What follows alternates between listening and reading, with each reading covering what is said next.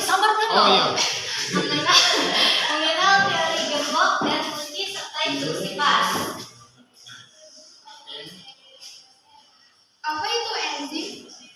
Enzim adalah senyawa kimia yang berupa protein yang berperan sebagai biokatalisator, di mana bio adalah makhluk hidup dan katalis adalah zat yang dapat mempercepat reaksi. Sederhananya adalah enzim adalah katalis yang membantu mempercepat reaksi biologis. Nah, ini ada gambar di sini. Ini adalah gabungan haloenzim, yaitu gabungan dari apoenzim dan koenzim. Yang untuk bagian ini adalah prostetik atau kita kenal juga dengan ini aktif dari koenzim. Dan yang bawah ini adalah prostetik atau koenzim atau anorganik non-protein vitamin NAD dan ADP. Dan yang bagian biru ini adalah bagian apoenzim atau protein. Apa itu teori gembok dan kunci? Apakah kalian tahu? Awalnya diajukan oleh Emil Fischer pada tahun 1894. Teori gembok dan kunci sangat penting dalam memahami interaksi molekuler, terutama yang melibatkan enzim.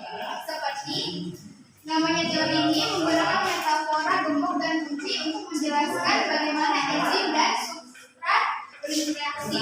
Mirip dengan bagaimana gembok hanya cocok untuk kunci tertentu. Dengan menggunakan analogi ini, enzim mewakili gembok dan substrat mewakili kunci. Dan ini adalah gambar teori gembok dan kunci.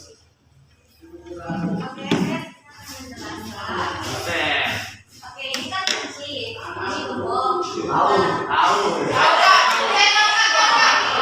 Dan gembok ini dikumpulkan jadi akan menjadi kompleks. Jadi kompleks ada kunci dan gembok.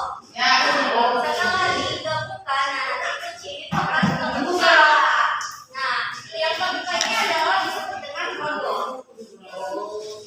Nah, yang ini adalah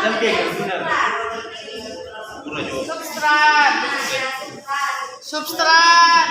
ketika mereka digabungkan akan menjadi kompleks dan jadilah produk. Teori induksi atau juga dikenal dengan teori induksi dijelaskan oleh seorang ilmuwan bernama Daniel Kohlstein pada tahun 1958. Teori ini menjelaskan bahwa enzim memiliki sisi aktif dan sisi fleksibel.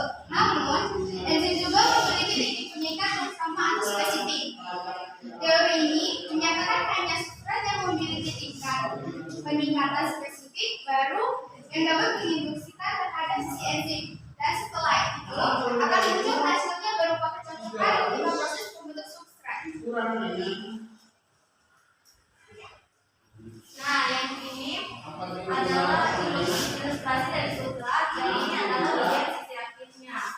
Ketika substrat dan sisi aktifnya digabungkan akan mengubah sisi bentuknya mengikuti bentuk substrat.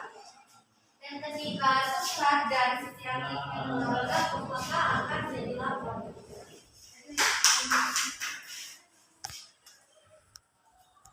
Nah ini disebut dengan teori induksi Fish dapat berperan sebagai pelengkap dari teori Locke and Key.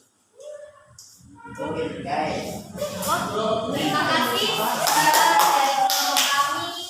Kalian nggak ada teori induksi pas? Itu